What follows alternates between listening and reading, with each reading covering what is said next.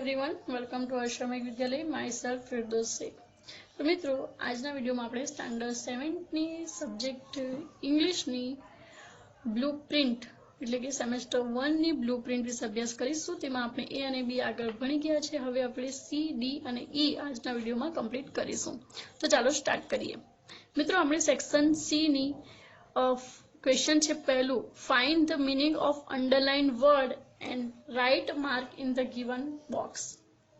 રેખાંકિત શબ્દોનો અર્થ શોધી તેના સામેના ખાનામાં રાઇટ માર્ક કરો। ઓકે, એટલે કે જે રેખાંકિત શબ્દો હોય તેના સામેના તેનો આપણે કયો મીનિંગ શોધવાનો છે? અંડરલાઇન વર્ડનો મીનિંગ શોધીને ખાનામાં જે ત્રણ ઓપ્શન કે બે ઓપ્શન આપેલા હોય તેમાંથી રાઇટ આન્સર ઉપર આપણે રાઇટ માર્ક કરીશું। ઓકે, તો આ પુનરાવર્તનમાં આપણે જોઈએ કે આ પ્રશ્ન પેજ નંબર 41 આપણી બુકની અંદર પેજ નંબર 41 છે, તેની અંદરથી પૂછવામાં આવ્યું છે। તો જુઓ પેજ નંબર 41 શું છે? રેખાંકિત શબ્દનો અર્થ શોધી ખાનામાં તેના સામેના ખાનામાં રાઈટ માર્ક કરો। ઓકે, આ છે આપણો પ્રશ્ન। તો મિત્રો જુઓ, એમાં ધ પહેલું છે કે the eagle can see very far, it has a sharp eyes। Eagle જે હોય છે તે ઘણું દૂર સુધી જોઈ શકે છે, તેની આંખો કેવી હોય છે? શાર્પ આઈઝ હોય છે। તો રેખાંકિત વર્ડ છે શાર્પ, તો શાર્પનું આપણે શું થાય? તો પાવરફુલ। શાર્પનું મીનિંગ શું થાય? પાવરફુલ। તો અહીં આપણે પાવરફુલ પર ટીક કર્યું। Who hope to visit a zoo but we visited the museum। We hope to visit a zoo। hope underline word છે hope। hope નો મીનિંગ થાય છે વોક, જમ્પ કે વોન્ટેડ, તો વોન્ટેડ। ત્યારબાદ છે there is a strong wind, the leaves of the tree are shaking। Underline word છે shaking। shaking નો meaning શું થાય? making sound, flying કે moving, તો મીનિંગ થાય છે moving। Raj has the special power to fly in the sky। Special power એટલે કે extra capacity, like a bird કે ગુડ બોય, સ્પેશિયલ પાવર એટલે કે એક્સ્ટ્રા કેપેસિટી। ત્યારબાદ છે the water turn into ice. Turn into એટલે કે ફેરવાઈ ગયું ઇન્ટુ આઈસ, તો ચેન્જ ઇન્ટુ ડ્રેન્ક કે એટ, એટનું મીનિંગ તો ખાધું હતું થાય છે, ડ્રેન્ક એટલે કે પીધું હતું, તો ચેન્જ ઇન્ટુ એટલે કે ટર્ન ઇન્ટુ એટલે કે ચેન્જ ઇન્ટુ, તો આ છે સિમિલર વર્ડ્સ। તો આ હતી આપણી એક્ટિવિટી 5 જે સેક્શન સી ની અંદર પ્રથમ પ્રશ્ન તરીકે મૂકવામાં આવી છે। એમાંથી કોઈ પણ તમને પૂછવામાં આવશે, એટલે બધા તમારે રેડી કરવાના, બધાના આન્સર તમને આવડતા જ હોવા જોઈએ। ત્યારબાદ છે if the sentence is true based on the text, write T or false, then write F in the box। પાઠના આધારે વાક્ય સાચું હોય તો ખાનામાં ટી અને ખોટું હોય તો ખાનામાં એફ લખો। આ તમારો પ્રશ્ન છે। તો આ પ્રશ્ન તમને પૂછવામાં આવ્યું છે આ યુનિટની અંદરથી આ રહ્યું। પાઠના આધારે વાક્ય સાચું હોય તો ખાનામાં ટી અને ખોટું હોય તો એફ લખો। તો ચાલો મિત્રો જોઈએ પ્રથમ, Sohan Sen went to the princess. વાક્ય સાચું છે કે ખોટું? ખોટું, F. Longer legs came back with the prince। સાચું કે ખોટું? ખોટું। The prince changed into a crow। ખોટું છે। The king set 3 difficult tests। right, તો ટી લખ્યું। The prince and the princess flew away into the jungle। false, તો આપણે લખ્યું F। ઓકે, ત્યારબાદ છે answer the following questions। answer the following question। તો answer the following question તમને unit 4 માંથી પૂછવામાં આવશે। answer the following question। પ્રથમ પ્રશ્ન છે Sohan Sen was a what was Sohan Sen? Sohan Sen શું હતું? સોહન સેન શું હતું? આ પ્રશ્ન છે। તો Sohan Sen was a prince। Sohan Sen શું હતો? તો પ્રિન્સ હતો। who were his friends એટલે કે who were his એટલે કે સોહન સેન વિશે ઉલ્લેખ કરવામાં આવ્યો છે. who were his friends Sohan સેનના મિત્રો કોણ હતા? so longer leg, sharper eyes and a big belly were his friends. આ રીતે લખાય છે આન્સર. આ તમારે નોટબુકની અંદર લખવાનો છે આ રીતે. યુનિટ 4 અને ક્વેશ્ચન નંબર 1 અને ક્વેશ્ચન નંબર 2 આ રીતે લખી લેજો. Did the king want his daughter to marry? તો જે રાજા છે તે એની દીકરીના લગ્ન કરવા માંગતો હતો. આન્સર છે no, the king did not want his daughter to marry. Complete. Number 4, who were happy? કોણ ખુશ થયું હતું? તો આન્સર છે the prince and the princess were happy. Prince અને પ્રિન્સેસ ખુશ થયા હતા. નેક્સ્ટ પ્રશ્ન છે the king was angry, true or false? રાજા ગુસ્સે થયો હતો, સાચું છે કે ખોટું? તો આન્સર છે true. આન્સર શું છે? true. તો આ છે આન્સર ધ ફોલોઈંગ ક્વેશ્ચન. કે ધ્યાનથી સાંભળજો અને રીડ કરજો અને લખજો. ત્યારબાદ તમારો પ્રશ્ન છે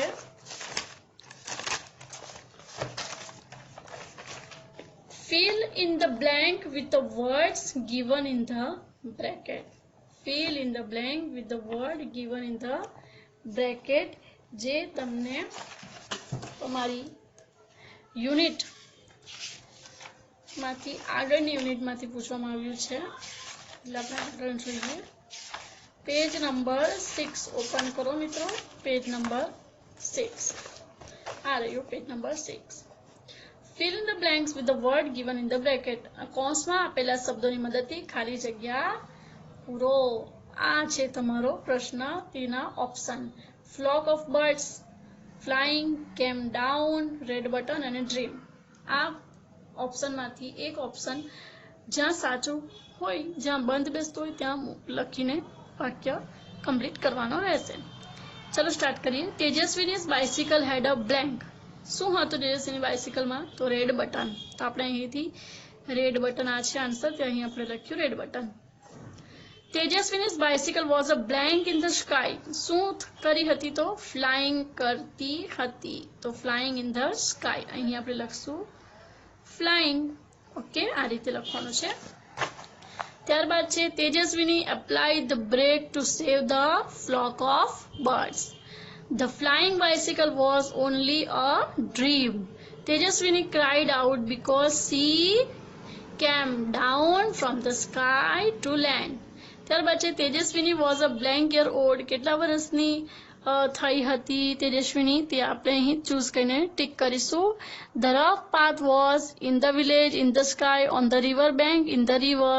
શું આવશે?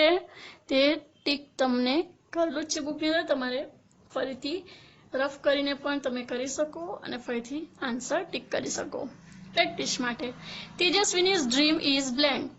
To make a magic car, to make a real flying bicycle, to make a new boat, to make a new fan. શું આવશે આન્સર? તેજસ્વીની ડ્રીમ ઇઝ શું આવશે? શું હતું એનું? Real flying bicycle. ઓકે, તો આ રીતે આન્સર જે આવે રાઈટ આન્સર તમારે કમ્પ્લીટ કરીને લખવાના છે. ત્યારબાદ છે section D. From the following sentences, if there is a proposal, then write P, accept, then write A, and decline, then write D. નીચેના વાક્યમાંથી પ્રસ્તાવ હોય તો તેની સામે P, જો પ્રતિભાવ હા હોય તો A અને ના હોય તો D લખો. ઓકે, તો આ પ્રશ્ન આપણને પેજ નંબર કયો છે? 29 તેની ઉપર જોવા મળે છે. આ રીતે આપણો પ્રશ્ન તેનું આપણે પુનરાવર્તન કરીએ. મળી ગયો પ્રશ્ન? પ્રપોઝ, એક્સેપ્ટ અને ડિક્લાઇન વાળું. તો અહીં જુઓ, લેટ્સ પ્લે ચેસ. લેટ્સ થી શરૂ થાય છે એટલે કે આપણને શું મૂક્યું છે? પ્રપોઝ, કે ચાલો આપણે ચેસ રમીએ, ચાલો ચેસ રમીએ. તો આ શું છે? પ્રપોઝ એટલે કે પ્રસ્તાવ મૂક્યો. તો પ્રસ્તાવ હોય ત્યારે શું મુકાય? શોર્ટ ફોર્મ એનું પી. Why not? Let's play. હવે અહીં કોઈ રેડી થઈ ગયું છે તો એણે પ્રસ્તાવ શું કર્યું? એક્સેપ્ટ એટલે આપણે શું લખ્યું? A. Sorry I like to play kho kho. જો અહીં સોરીથી જ શરૂઆત થઈ ગઈ એટલે કે કોઈ વ્યક્તિ છે તેને ચેસ રમવું નહીં, તેને શું રમવું છે, એને શું ગમે છે, ખોખો રમવું.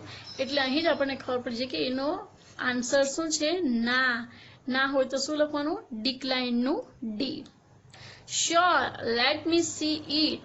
હા, અહીં જુઓ આપણે વાક્ય રીડ કરતા જ ખબર પડી જાય કે કોઈ કામ માટે હા પાડી રહ્યું છે. Sure let me C it, મને જોવા દો.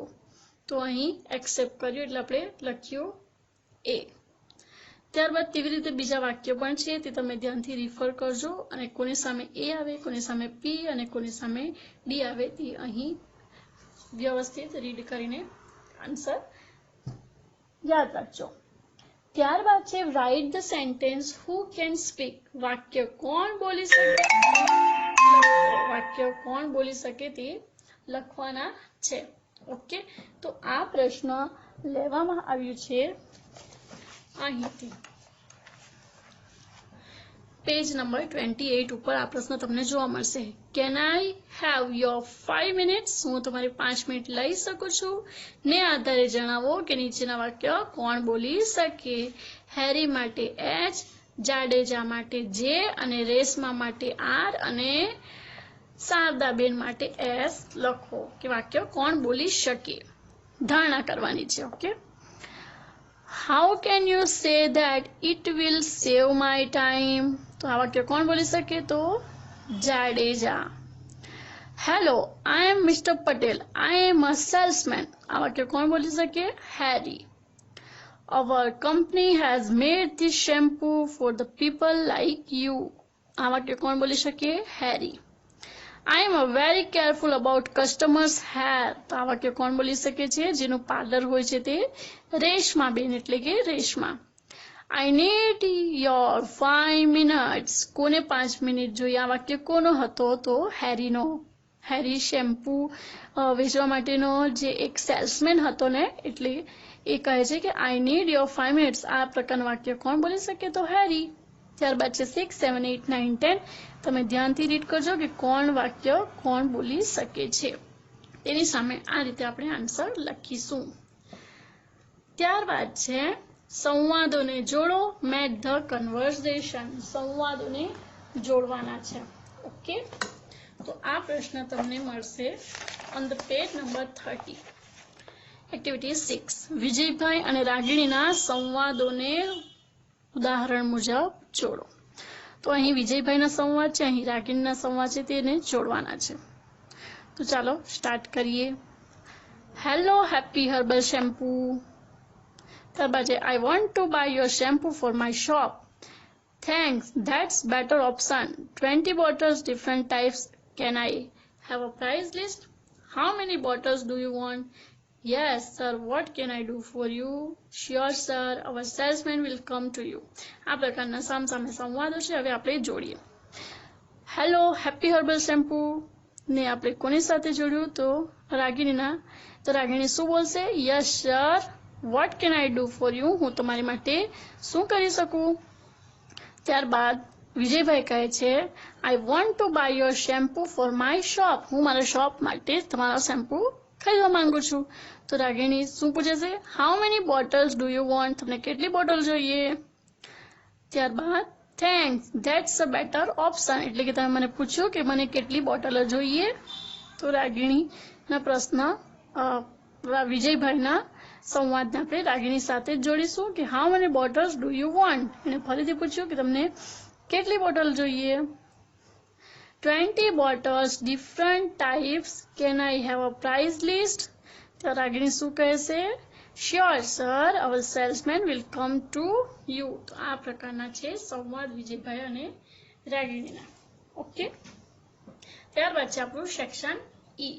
સેક્શન ઈ માં છે સૂર્યમંડળના આધારે નીચેની ખાલી જગ્યા પૂરો. Fill in the blanks base on the solar system. Okay, તે પ્રશ્ન આપણને સૂર્યમંડળ વાળા એક્ટિવિટીની અંદર મળે છે. આ રહ્યું. આપેલા સૂર્યમંડળનું ચિત્ર અને તેની સાથે આપેલા માહિતીવાળા કોષ્ટકના આધારે તમારે શિક્ષકની સૂચના પ્રમાણે કાર્ય કરો. આ છે કોષ્ટકની માહિતી. અહીં આપેલ છે fill in the blank. AU એટલે એસ્ટ્રોનોમિકલ યુનિટ્સ. કે આપણે આગળ ભણી ગયા હતા. હવે ફરીથી એની બ્લેન્કનો કઈમાં શું આન્સર આવશે તે આપણે જોઈ લઈએ. The Venus is bigger than the Earth or Mercury. Venus કોનાથી મોટું છે તો મર્ક્યુરીથી. Blank is the smaller than blank. શું આવશે? Earth is smaller than Jupiter. Which planet is faster from the sun, the Jupiter or the Saturn? સૌથી further કયું છે? Which planet is further from the sun, the Jupiter કે Saturn? Further એટલે કે દૂર. સૌથી દૂર કયો ગ્રહ છે? sun થી તો Saturn. Which planet is bigger than the Saturn, the Mars or the Jupiter? Answer આવશે Jupiter. Which planet have higher temperature than the Mars?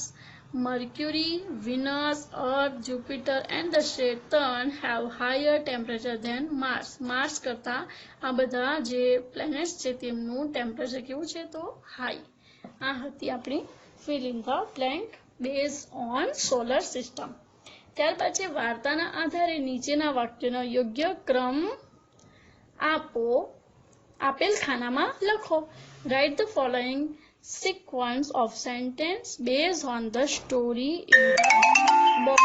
Okay, તો એમાં શું આવશે? તો એ આપણું છે પેજ નંબર 40 ઉપર આપેલું છે.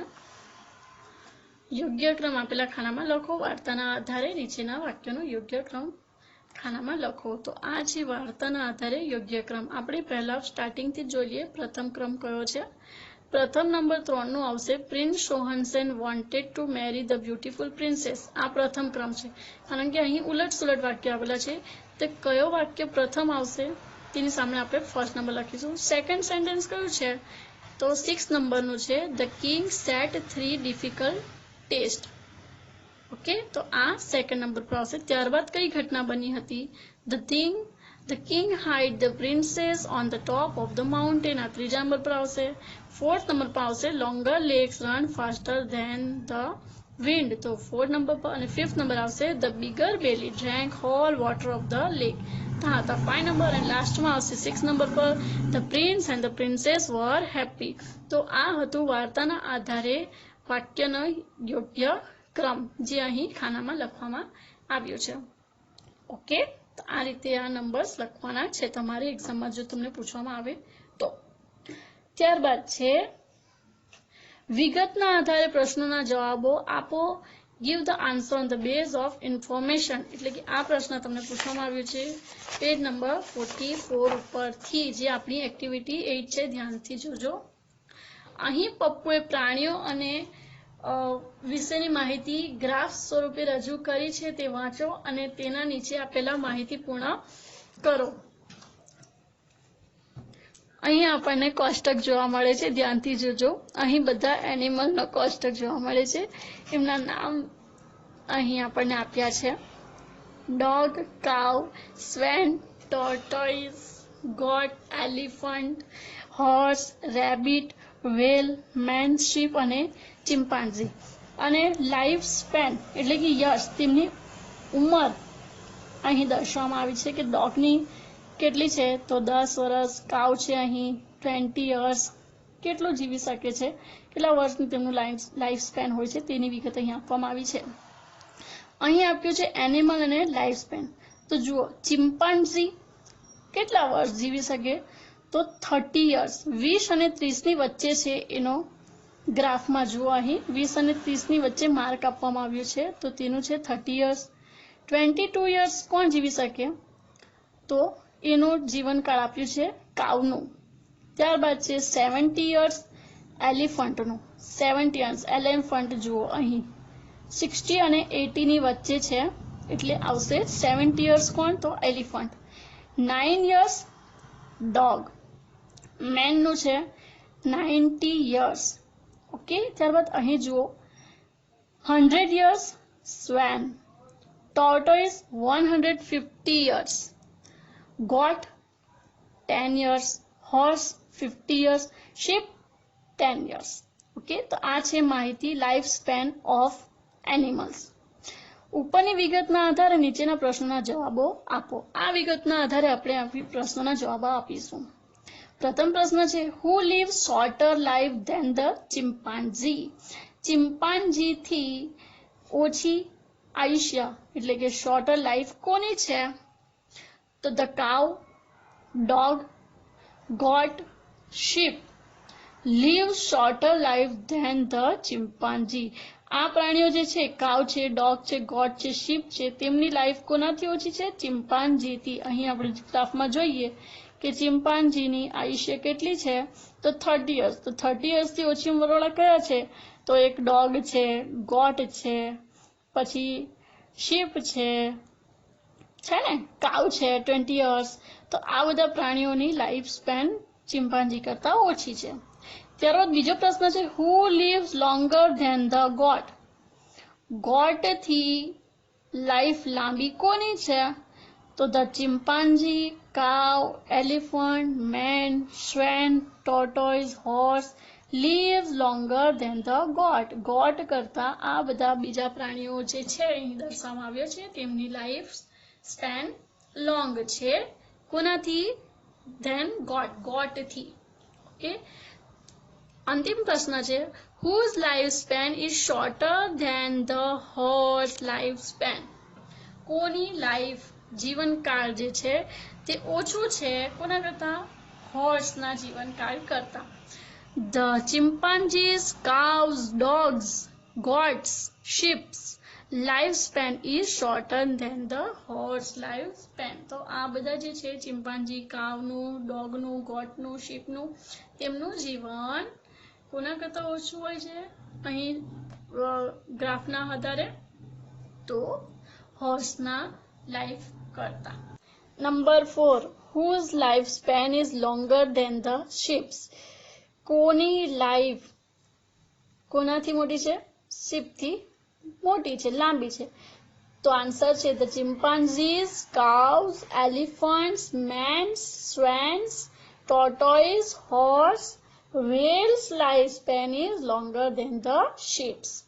ત્યારબાદ છે whose life span is shorter than the rabbits?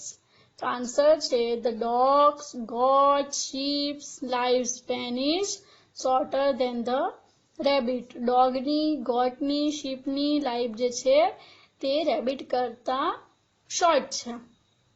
ત્યારબાદ છે who lives longer than the man?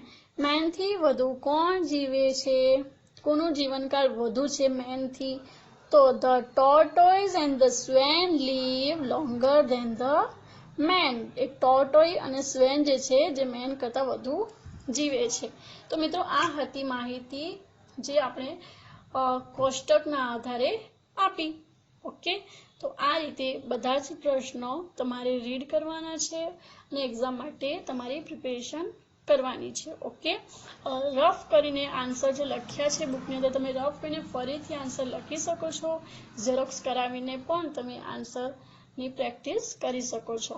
Okay, અને નોટબુક, વર્કબુક અને તમારી બધી જ વર્કશીટ જેટલી બી છે તે બધી વર્કશીટ બ્લુપ્રિન્ટના આધારે રીડ કરવાની છે અને એક્ઝામમાં બેસ્ટ માર્ક્સ લાવવાનો પ્રયત્ન કરવાનો છે અને લાવવાના જ છે.